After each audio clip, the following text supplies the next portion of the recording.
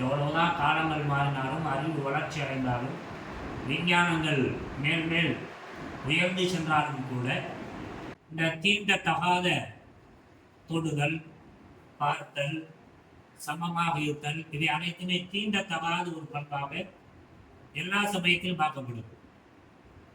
கிறித்துவத்துக்கு போனா அங்கேயும் அதுதான்.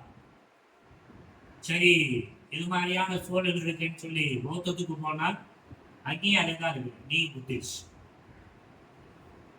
பௌத்தர்கள் ஒரு சமயம் இருப்பாங்க, புதுசா போய் சேரலாம் அல்லது தாழ்நிலையில இருக்கக்கூடிய ஒருத்தன் போய் சேர்றான், அவனுக்கு என்ன செய்யப்படும்?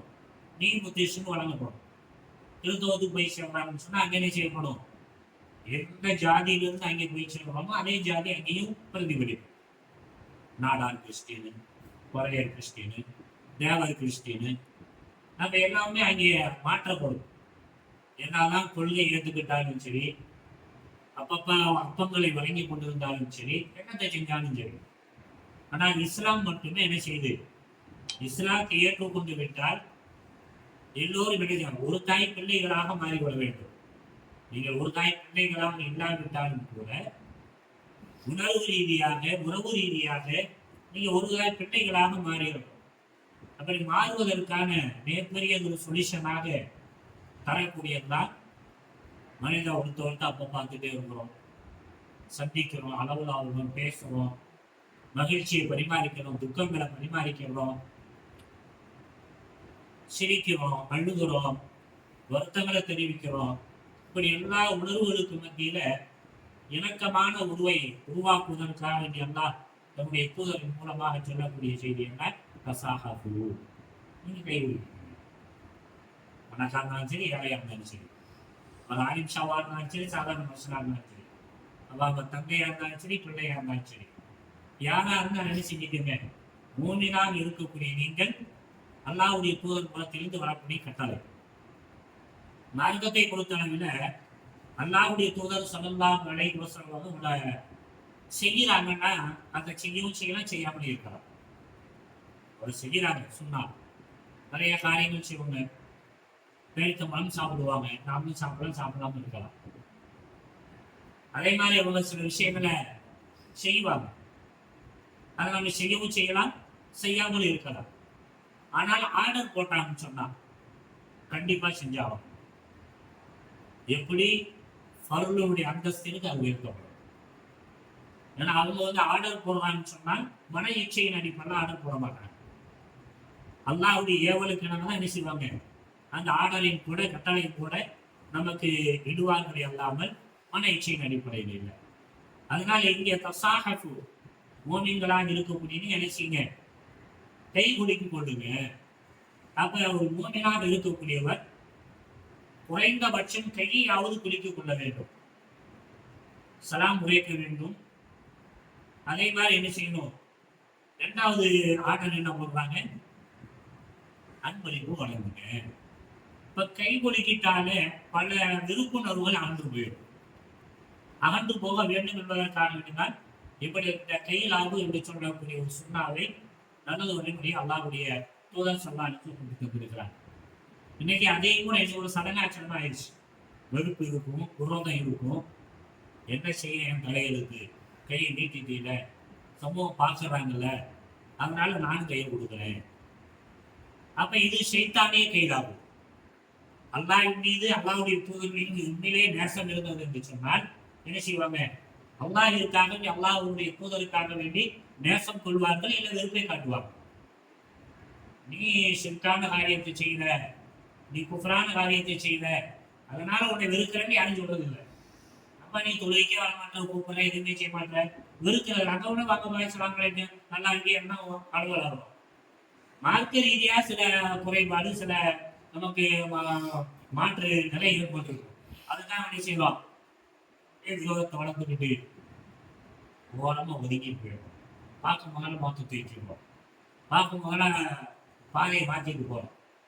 அப்ப உண்மையிலேயே அல்லாஹ்வுக்கும் அல்லாஹ்வுடைய தூதருக்கும் நேசிப்பதாக இருந்தால் ஸ்ட்ரைட்டா அது கோபமோ விளங்குகிறோம்.